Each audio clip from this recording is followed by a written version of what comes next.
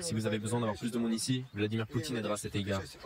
Aujourd'hui, la Russie produit plus d'armes que l'Europe et les États-Unis réunis. Guerre en Ukraine, d'après le New York Times, grâce aux revenus tirés des prix élevés de l'énergie, les services de sécurité russes et le ministère de la Défense ont pu faire passer en contrebande la microélectronique et d'autres matériaux occidentaux nécessaires aux missiles de croisière et d'autres armes guidées de précision. En conséquence, la production militaire russe s'est non seulement redressée, mais a également augmenté. La Russie pourrait dès à présent produire 200 chars par an, contre 100 chars avant la guerre. 2 millions d'obus par an, contre 1 million d'obus avant la guerre. Du simple au double. Donc, la Russie s'est réarmée lourdement, ce qui lui permet de faire durer le conflit en Ukraine.